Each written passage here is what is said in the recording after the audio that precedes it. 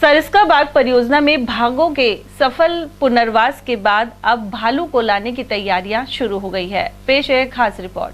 सरिस्का में नर और मादा भालू को शिफ्ट करने के लिए केंद्र एवं राज्य सरकार से अनुमति मिल गई है। संभावना है कि भालू के 2 जोड़ों को जालौर के सुंदा माता क्षेत्र से लाया जाएगा।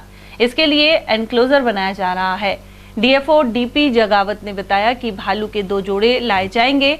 इन्हें रेडियो कॉलर लगाने के लिए भारतीय वन्यजीव संस्थान से संपर्क किया गया है, जिससे नियमित निगरानी हो सके। भालुओं को कुछ दिन एनक्लोजर में रखा जाएगा, जिससे वह सरिस्का के वातावरण के अभ्यस्त हो सकेंगे। सरिस्का में ऐतिहासिक रूप से भालू की उपस्थिति रही है और ये कई सारे डॉक्यूमेंट्स हैं, पुराने जो डॉक्यूमेंट्स हैं उनके आधार पर भी प्रमाणित पाई गई है।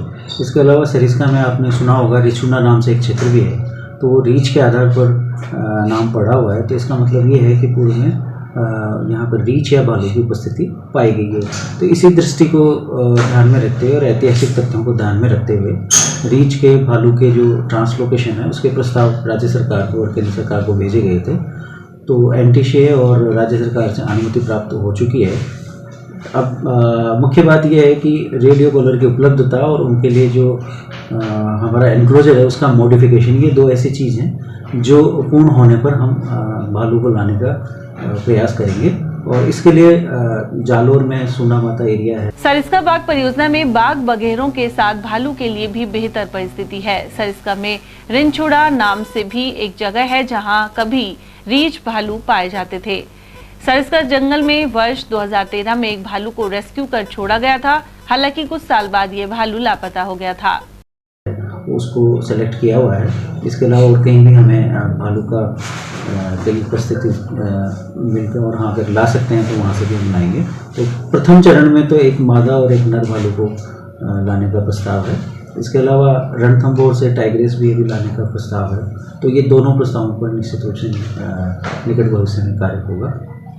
सर मधुमक्खियाँ भी काफ़ी चलते हैं तो खाने की बढ़िया सुविधा है। हाँ, वैसे तो देखिए भालू के लिए टर्माइट्स हैं और इसके अलावा बेर और मधुमक्खी के छत्ते ये मुख्य भोजन होता है। और भी कई फॉरेस्ट में उनके लिए खाद्य सामग्री होती है। तो इसके आधार पर सरिस्का में निश्चित रूप से भालुओं के लिए खाने पीने के लिए पर्याप्त मात्रा में है। वहीं वन्यजीव प्रेमी नरेंद्र सिंह राठौड़ ने बताया कि महाराजा जयसिंह के समय में भी सरिस्का में भालू हुआ करते थे। साथ ही अब भालू का जोड़ा सरिस्का लाने पर पर्यटन क्षेत्र में विकास होगा, लेकिन इनकी निगरानी भी जरूरी होगी, जिससे वे जंगल से ग्रामीण क्षेत्र की ओर न जाएं। देखिए, रियासत काल में 1907 में एक एक्ट बना था, फॉरेस्ट एक्ट महाराज जयसिंह जी के टाइम में।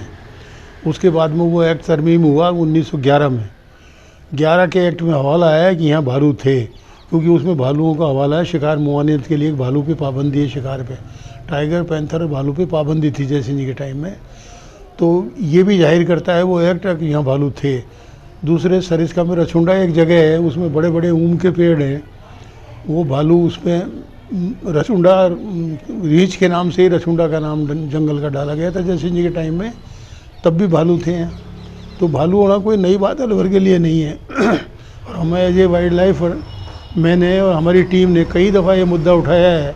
शेखावत जी के टाइम से हम लगे हुए थे कि यहाँ भालू लाए जाने चाहिए, भालुओं का जंगल है, भालू लड़े जाने चाहिए। इससे टूरिज़्म बढ़ेगा और टूरिस्टों को एक नया जानवर जंगल में देखने को मिलेगा।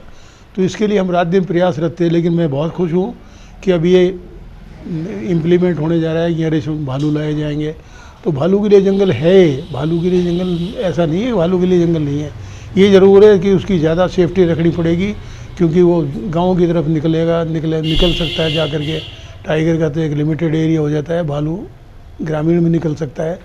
और कॉलर लगाना ज़रूरी है भालू को शुरू में, ताकि उसको पर मॉनिटरिंग की जा सके।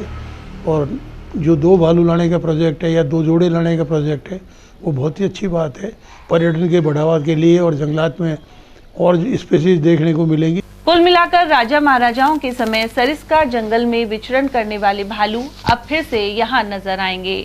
Dharmendra Sharma, ATL news, Alwar.